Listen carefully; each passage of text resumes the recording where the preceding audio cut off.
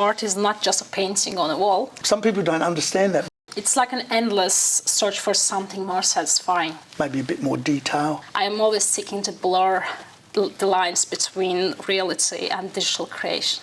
It's an interesting alternative, isn't it? Yeah, it's not easy if it's in digital. Ready, set, go. No laughing.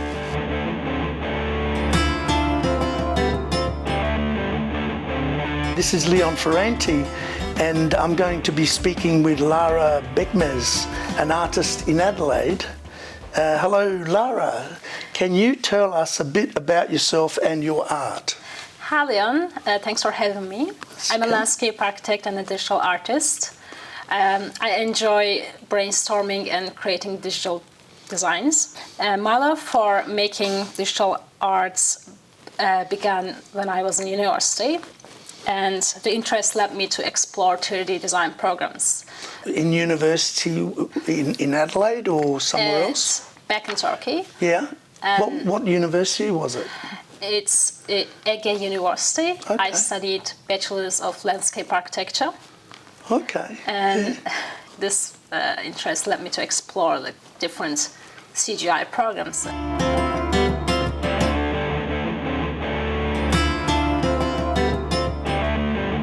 Do you belong to any art groups? I mean, you might just be doing art on your own, but tell us about any art groups you might belong to and the role that it might play. I focus on digital art, but I wouldn't necessarily tie myself to a specific digital art group.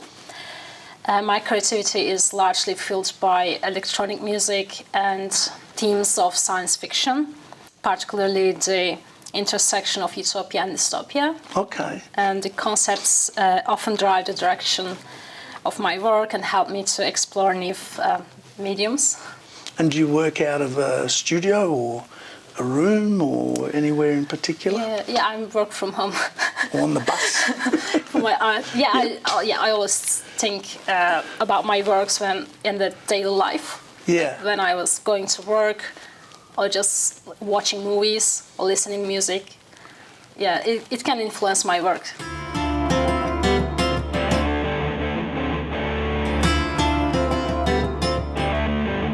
What do you like about being an artist, and what is your motivation? What I enjoy the most about being an artist is the freedom it offers. It gives me an outlet to express myself without the constraints of language. And what drives me as an artist is a desire to express myself and engage in a visual conversation through my work. Yeah, that's what art is really about, isn't it? It's communication. Yes, definitely. Yeah, some people don't understand that because they tend to think about art as being decorative, just for room. Have you always done art, or is this something completely new? Yeah, I wasn't always into art. In fact, I remember disliking the hand drawings until I was like 12 or 13. My journey into art was a gradual one, and I became interested in designing spaces and found 3D design programs exciting. And I will say I've always been an artist in the usual sense, but over time I kept growing and changing. You do digital art predominantly, but you still do drawing. Yes. But was that something that you started doing in terms of digital stuff at an early age, or did you do all the drawing and then suddenly at some later point just get into digital? Yeah, I started with acrylic paintings, and at some point I discovered like abstract drawings, like pen and paper. And then I went to uni and I discovered that like CGI programs. Yeah.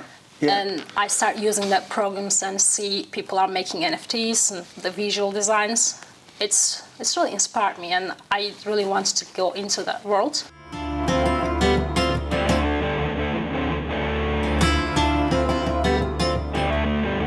Have you studied art, and is that important to you? I mean, you've mentioned a few things already, but maybe a bit more detail. Yes, in a way, I studied art to a traditional sense, but I studied landscape design and architectural classes in university, and I also learned about architectural design history and took an online courses called Architectural Imagination by Harvard Uni. And these studies were really important to me because they focused on presenting the unpresentable. And this idea has greatly influenced my work and design process, especially knowing where to start and when to finish.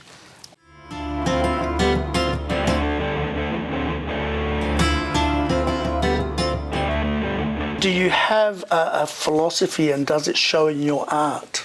My philosophy revolves around navigating the edges between the reality, like physical reality, and the digital space, and between the what's real and what's perceived. Okay, yeah. I enjoy merging elements of architecture and digital artistry. For instance, in my piece called Wetland, I manipulated the image data of Katy Danta, Lake Eyre. They're one of Australia's largest wetland. In another work, I envisioned a city square for Asimov's Terminus City from his Foundation novel. Yeah. My philosophy definitely influences my work, and I am always seeking to blur the lines between reality and digital creation. So you're doing a lot of research and discovery and sort of blending in your ideas with what you're finding. Yes. Yeah, wonderful.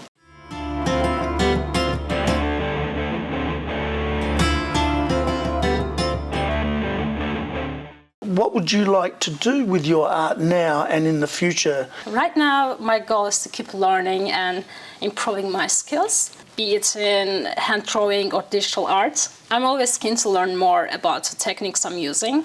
As for the future, I'm interested in diving deeper into abstract hand drawings and creating digital scenes inspired by various of novels.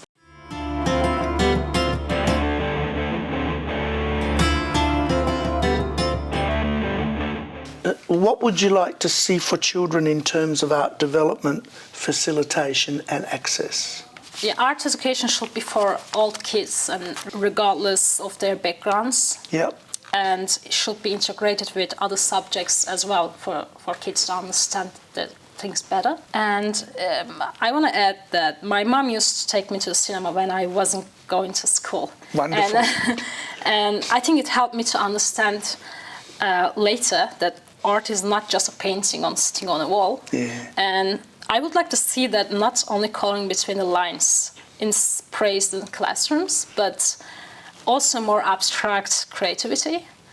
I believe every child has a different creativity, their own, and it should be respected. Just let them develop. Yes. Yeah.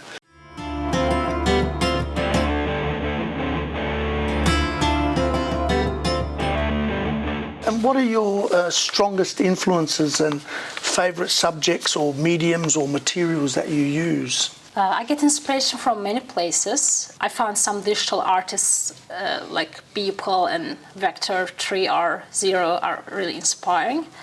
And I'm also inspired by anime, sci-fi movies, and fashion clips. Real places like city squares and gardens can spark ideas. They help me think outside the box. And another key source of inspiration is the generative art, which art's made from algorithms. Yeah. As for my tools, I mostly use digital tools, but I also enjoy hand drawing and Zentangles from time to time. And all these influences and techniques come together to help me create my art today.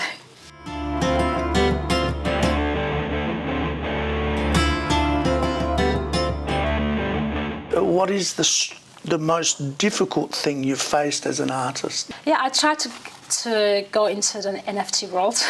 Yeah, it wasn't easy, and I couldn't get my foot into the door because there's so many artists already, and it wasn't easy to make myself known to the community. But another challenge I face is working with the slow computers. It's a technical issue, but definitely has impacts how I create. Yeah, I like using laptop because I can go anywhere else I want to create something.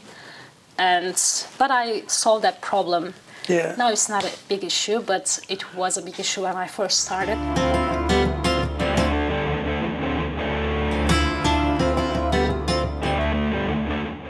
How do you know when a work is done? As I work on my art, it's like an endless search for something more satisfying. And I'm always questioning, is this visually appealing? Is it responding to design elements and design principles? How can I evolve it further? And looking at the piece if I'm seeing it for the first time is a great way to finish. Yeah. And also, there's also moments when my eyes getting tired. But at the same time, I feel a sense of fulfillment from the work. That's when I know I'm ready to start a new project. And so you're finished then? In a creative process, yes, I'm feeling a fulfillment from the work.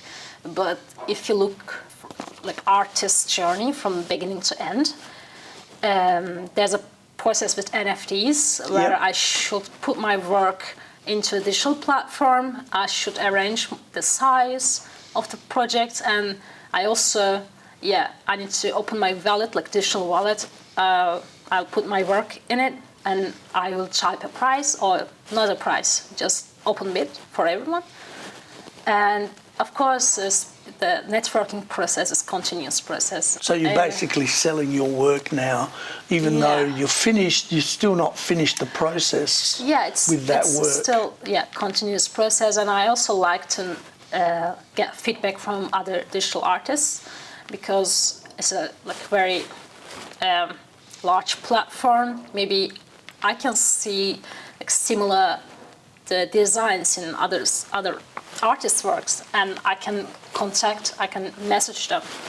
That's interesting because now you're kind of collaborating with other people in that platform. Yeah, in the past there were a couple of platforms which offered me artist place in their platform. Yeah. Because they were showcasing the similar works, like similar art abstracts or similar colors. The concepts are similar, so they wanted me to join them. But I didn't join because I couldn't trust. The NFT world is a little bit sketchy sometimes. It's sketchy, but you never know. Yes. It requires a huge trust to others because the works are it's took time to create, and I need to trust the platform I'm uploading my work. There are big platforms like Foundation and Rarible I can trust. A couple of my works on Rarible right now. Other platforms which they have concepts in their websites, I found hard to trust them. It's an interesting alternative, isn't it, in comparison to exhibiting in a gallery or something else? Yeah, because in a gallery I can see physically, we can see each other, we can talk, and I don't have to show my individual. You don't have to go through that ID process, Yeah, it's a serious information, like credit card informations I need to put on there. Yeah, it's not easy if it's in digital.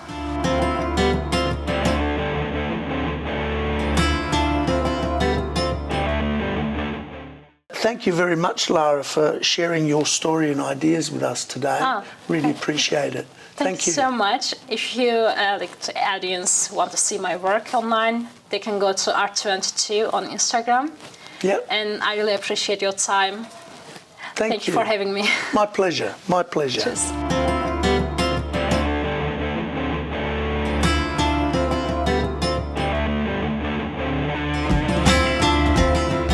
That's it. I just wanted to make it look real, you know.